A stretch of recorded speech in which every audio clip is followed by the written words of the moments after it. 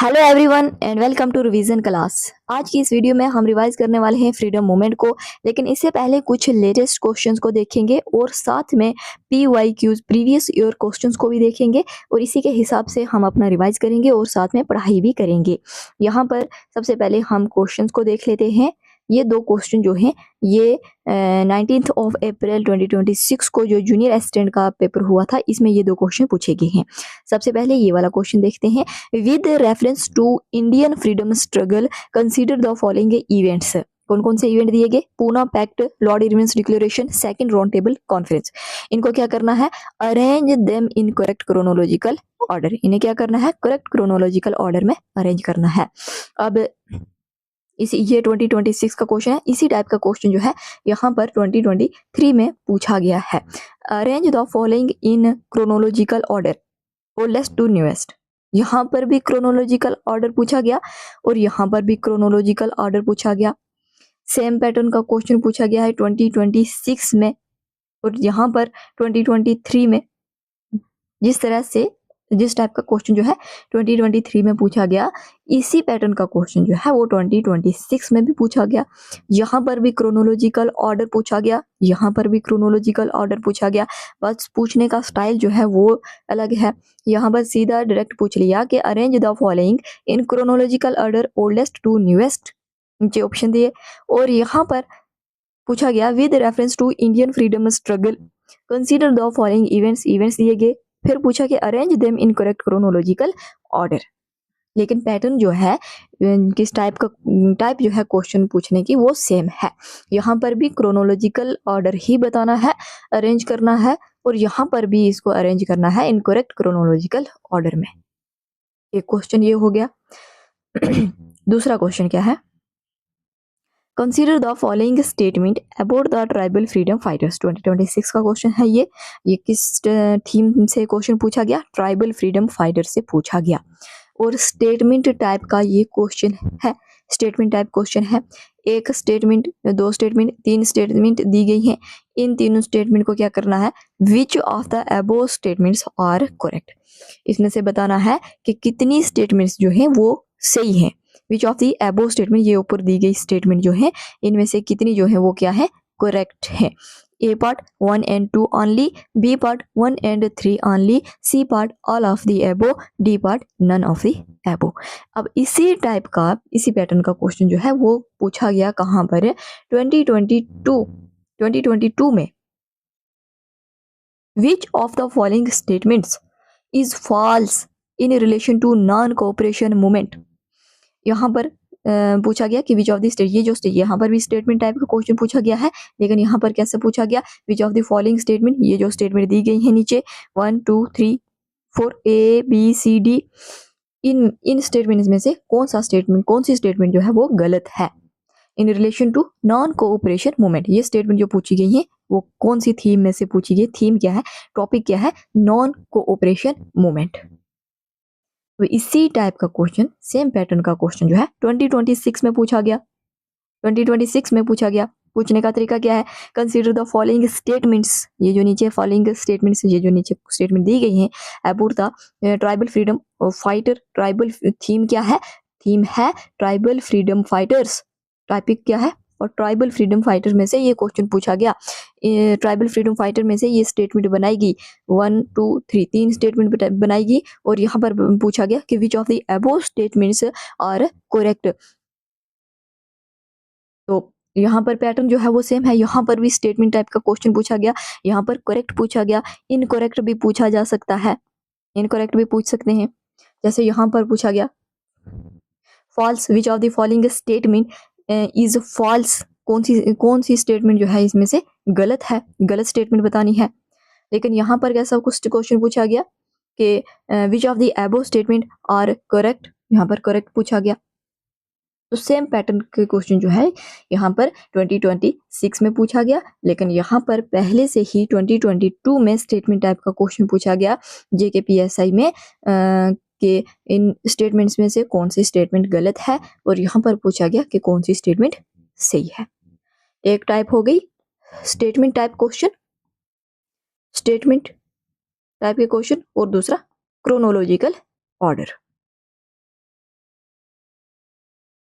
दो टाइप के क्वेश्चन जो है यहाँ पर हमें दिखे। अब हम रिवाइज करने की कोशिश करते हैं मॉडर्न इंडिया फ्रीडम स्ट्रगल को। फ्रीडम स्ट्रगल, फ्रीडम मूवमेंट, ये हमने डिटेल में हम पढ़ चुके हैं पिछली वीडियोस में। फ्रीडम मूवमेंट को 3 पार्ट में डिवाइड किया गया है। Phase 1 1857 to 1905, phase second 1905 to 1919, phase third 1919 to 1947। इसको गांधीयन इरा भी बोलते हैं और यहाँ पर मास मूवमेंट होती है। अब हम सबसे पहले फेज को देखते हैं। यहाँ पर हम रिवाइज करेंगे और साथ में क्रोनोलॉजिकल ऑर्डर में रिवाइज करेंगे, टाइमलाइन को देखेंगे, टाइमलाइन। अब यहाँ पर ये जो क्वेश्चन पूछा गया है क्रोनोलॉजिकल ऑर्डर में, ये वाला क्वेश्चन, अब यहाँ पर हमें डेट का पता होगा, टाइमलाइन का पता होगा, फिर जाकर ये क्वेश्चन जो है वो निकलेगा। तो यहाँ पर ये जो इवेंट्स पूछे गए हैं, ये इम्पॉर्टेंट इवेंट्स जो होते हैं हिस्ट्री में, ये वो वाले इवेंट्स पूछे गए हैं। वैसे तो हिस्ट्री में बहुत सारी डेट्स हैं, तो हमें कौन सी डेट को याद रखना है, जो इम्पॉर्टेंट इवेंट्स हुए हैं। अब हम जब रिवाइज करेंगे तो पता चल जाएगा कि इवेंट्स, इम्पॉर्टेंट इवेंट्स कौन से हुए, तो इसके हिसाब से जो है हम रिवाइज भी करेंगे। इम्पॉर्टेंट, यहाँ पर भी इम्पॉर्टेंट इवेंट्स पूछे गए हैं, यहाँ पर भी कुछ इम्पॉर्टेंट इवेंट्स जो हम हिस्ट्री में पढ़ते हैं उसके बारे में ही पूछा गया है। फेज 1 पढ़ते हैं। फेज 1 क्या है, 1857 से लेकर 1905 तक का टाइम पीरियड जो है, इसके बारे में पढ़ते हैं। 1857 में एक रिवोल्ट होती है, उस रिवोल्ट का नाम रखते हैं रिवोल्ट ऑफ 1857। इसको फर्स्ट वॉर ऑफ इंडिपेंडेंस भी बोला जाता है। 1875 में थियोसॉफिकल सोसाइटी को बनाया जाता है और साथ में इंडियन मुस्लिम लीग को भी 1875 में ही एस्टेब्लिश होती है इंडियन लीग। इसको, इंडियन लीग का फाउंडर कौन है, शिशिर कुमार घोष। फिर 1878 में क्या होता है, वर्नाकुलर प्रेस एक्ट जो है ये लाया जाता है। उस टाइम वाइसरॉय कौन होता है, लॉर्ड लीटन। 1882 में क्या होता है, हंटर कमीशन को बनाया जाता है, जिसको इंडियन एजुकेशन कमीशन भी बोलते हैं। 1883 में इल्बर्ट बिल को प्रपोज करता है कौन, उस टाइम वाइसरॉय कौन होता है, लॉर्ड रिपन। 1885 में formation of Indian national Congress, INC, Indian national Congress को कब एस्टेब्लिश किया जाता है, 1885 में आईएनसी को बनाया जाता है। 1897 में क्या होता है, रामकृष्ण मिशन को फाउंड किया जाता है, कौन करता है, स्वामी विवेकानंद। इसके बाद फेज सेकंड जो है ये स्टार्ट होता है 1905 से 1919 तक। 1905 में पार्टीशन ऑफ बंगाल होता है, इसकी डेट है 16 ऑफ अक्टूबर 1905 को क्या होता है, पार्टीशन ऑफ बंगाल। वाइसराय कौन होता है, लॉर्ड कर्सन, यही पार्टीशन करता है। और पार्टीशन ऑफ बंगाल के अगेंस्ट, इसके अगेंस्ट एक मूवमेंट चलाई जाती है, उस मूवमेंट का नाम क्या है, स्वदेशी मूवमेंट। कौन चलाता है, इंडियंस जो है वो चलाते हैं। पार्टीशन कौन करता है, अंग्रेज करते हैं। वाइसराय, ब्रिटिश का वाइसराय कौन होता है, लॉर्ड कर्जन, ये पार्टीशन करता है। और इसी के खिलाफ जो है एक मूवमेंट चलती है, स्वदेशी मूवमेंट। स्वदेशी मूवमेंट का मतलब boycotting British goods, British goods, British के सामान को बाइकाट करना और इंडिया में बने हुए सामान को जो है उसका इस्तेमाल करना। इसके बाद 1906 में ऑल इंडिया मुस्लिम लीग बनती है ढाका में, ये आज बांग्लादेश में है। 1907 में सूरत स्प्लिट होता है। अब 1885 में जब आईएनसी, इंडियन नेशनल कांग्रेस बनी, दिसंबर में बनी, तो उसके बाद हर साल दिसंबर में जो है इनकी एक मीटिंग होती थी, इसको बोलते थे सेशन। हर साल एक सेशन होता था कांग्रेस का, कांग्रेस का हर साल सेशन होता था। तो यहाँ पर भी 1916 में 1907 में सूरत स्प्लिट, यहाँ पर भी कांग्रेस सेशन चल रहा होता है। 1907 में 1885 के बाद हर साल जो है वो कांग्रेस का सेशन होता था दिसंबर में।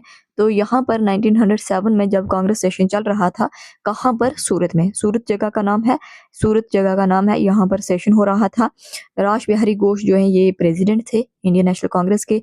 यहाँ पर आइडियोलॉजिकल डिफरेंसेस की वजह से दो ग्रुप, कांग्रेस जो है वो दो ग्रुप में बट जाती है। एक मॉडरेट्स बन जाते हैं, एक ग्रुप मॉडरेट्स होता है और दूसरा ग्रुप जो होता है वो एक्सट्रीमिस्ट बन जाता है।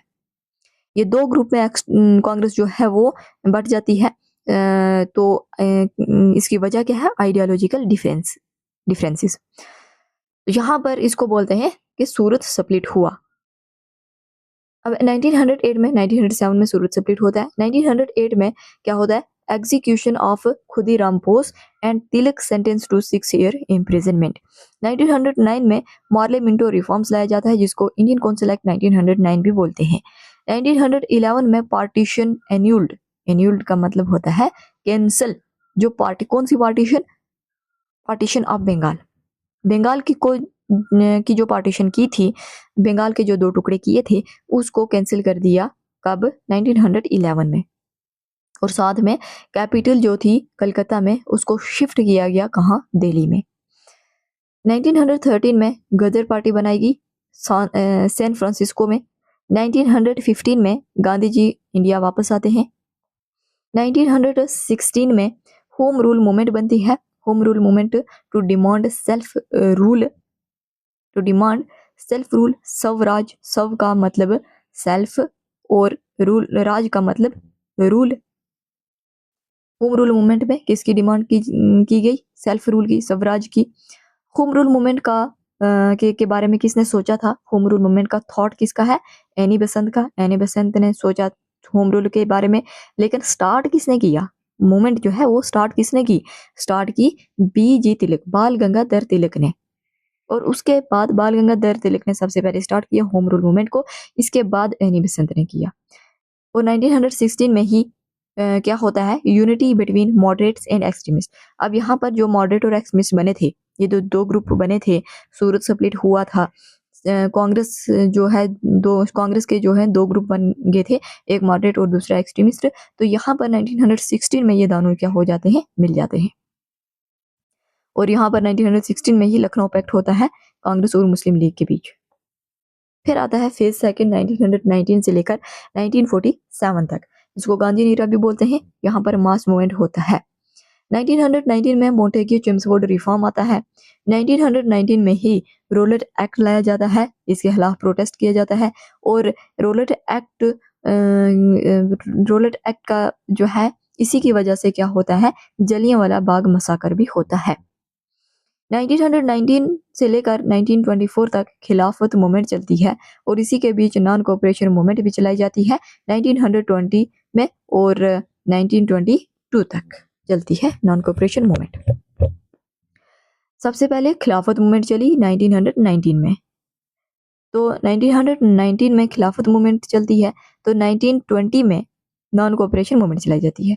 लेकिन खिलाफत मूवमेंट जो है वो 1924 तक चलती है और नॉन कोऑपरेशन मूवमेंट जो है ये 1922 तक चलती है, जब चोरी चोरा इंसिडेंट होता है। चोरी चोरा इंसिडेंट 5 फरवरी 1922 को चोरी चोरा इंसिडेंट होता है, तो Gandhi ji non cooperation movement को बंद कर देते हैं। 1923 को स्वराज पार्टी बनती है। 1 जनवरी 1923 को स्वराज पार्टी बनाई जाती है। 1925 को काकोरी कॉन्स्पिरेसी होता है। 1927 में सैमन कमीशन को बनाया जाता है और ये इंडिया पहुंचता है कब, 1928 को। और साथ में 1928 को क्या होता है, assassination of sounders bye Bhagat Singh, और साथ में नेहरू रिपोर्ट जो है बनाई जाती है, और मर्डर ऑफ लाला लाजपत राय कब होता है, 1928 में। 1929 में पूर्ण स्वराज डिक्लेरेशन लाहौर सेशन होता है। लाहौर सेशन में, लाहौर में सेशन होता है किसका, कांग्रेस का। कांग्रेस का सेशन होता है कहाँ पर, लाहौर में। और यहाँ पर क्या किया जाता है, डिक्लेयर कर दिया जाता है पूर्ण स्वराज को, मतलब कंप्लीट इंडिपेंडेंस, कंप्लीट इंडिपेंडेंस। 1929 में भगत सिंह एंड बुटकेश्वर दत्त जो हैं ये क्या करते हैं, through bomb in central legislative assembly, central legislative assembly में बॉम्ब फेंकते हैं 1929 में। 1930 को चिटगोंग और मोरी रेड होता है और 1930 को सिविल डिसोबीडियंस मूवमेंट स्टार्ट की जाती है डांडी मार्च के साथ। फर्स्ट राउंड टेबल कॉन्फ्रेंस 1930 को होता है। उसके बाद 1931 में गांधी इरविन पैक्ट होता है 5 मार्च 1931 को। और साथ में कराची सेशन भी होता है, जो कांग्रेस का सेशन होता है वो कहाँ पर होता है, कराची में। 1931 में सेकंड राउंड टेबल कॉन्फ्रेंस होती है और 1932 में थर्ड राउंड टेबल कॉन्फ्रेंस होती है। 1931 में फर्स्ट राउंड टेबल कॉन्फ्रेंस, 1931 में सेकंड राउंड टेबल कॉन्फ्रेंस, 1932 में थर्ड राउंड टेबल कॉन्फ्रेंस। 1932 में पूना पैक्ट होता है 24 सितंबर 1932 को पूना पैक्ट होता है। इसके बाद जो है थर्ड राउंड टेबल कॉन्फ्रेंस होती है, क्योंकि हमने देखा कि कांग्रेस नहीं, थर्ड राउंड टेबल कॉन्फ्रेंस होती है 1932 को। पहले पूना पैक्ट होता है, उसके बाद थर्ड राउंड टेबल कॉन्फ्रेंस होती है। और फिर होता है क्या, कम्युनल अवार्ड्स लाया जाता है। उसके बाद 1935 को गवर्नमेंट ऑफ इंडिया एक्ट होता है, एक्ट लाया जाता है। 1939 को ऑल इंडिया फॉरवर्ड ब्लॉक बनाया जाता है। कौन बनाता है, सुभाष चंद्र बोस। और 1939 को ही वर्ल्ड वॉर सेकंड जो है ये स्टार्ट होती है। 1940 को अगस्त ऑफर लाया जाता है। 8 अगस्त 1940 को और उस टाइम वाइस राय कौन है, लिनलिथ को। 1942 को क्या होता है, क्रिप्स मिशन लाया जाता है। क्रिप्स मिशन मार्च 1942 को होता है।